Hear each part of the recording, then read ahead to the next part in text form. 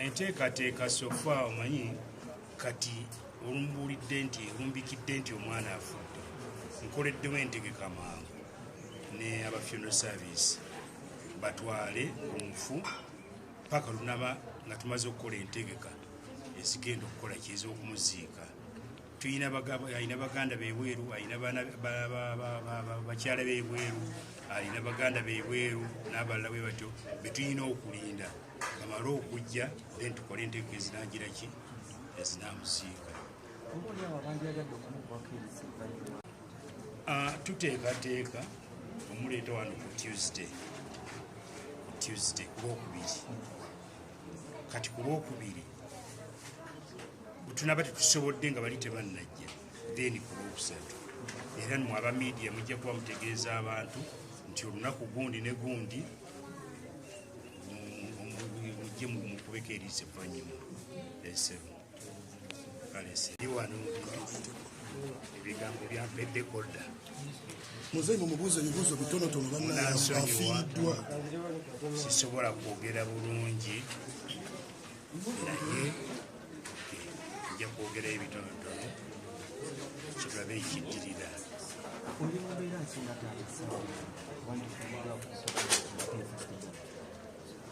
Ekyamukisa mubi nti nga bwe mujjukira nafiirwa my last born omugenzi Emma. Kakati ate mu kiseera kye kimu after 9 years I've lost my last born. Kibi nnyo kimu numiddwa nnyo naye tewali kyakukola. Ekitalo nnyo bagamba Mukama yawa era yajjako naye kwegamba ndi musiimu eri Katonda. Ndi musiimu eriki eri Katonda nti mutabani wange oli yafa emyaka 24 mukifuna kati emyaka 24 ono afudde over 50. So bwogenda okutunuulira ebibaddewo emabega singa onoonya abantu abaafa before 24 years osanga nti abantu bangi abaafa mu gundi.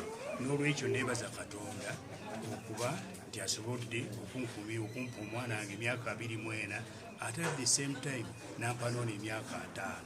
Kikulu nnyo bannange. N'olwekyo nkyebaliza Katonda yadde yalina okusalawo era yasazeewo n'amutwala obulamu bwe n'abukomyawo. Omanyi yafudde ng'obudde ndowooza bunaatera okukya. Mbadde ndi eka ne bankubira nti mutabani wange agenze.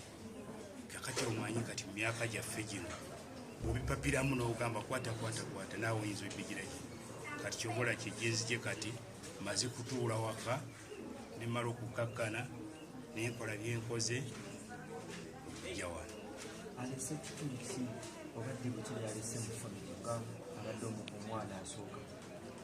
Omanyi omwana asooka aba n'omutwa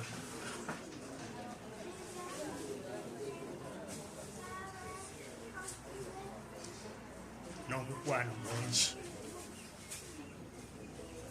eri bazadde be.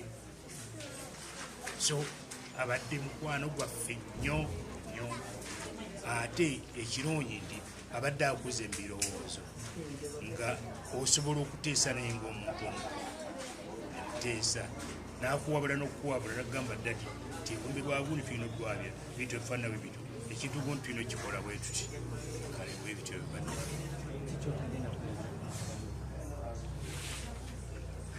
Ddamu tuwulire.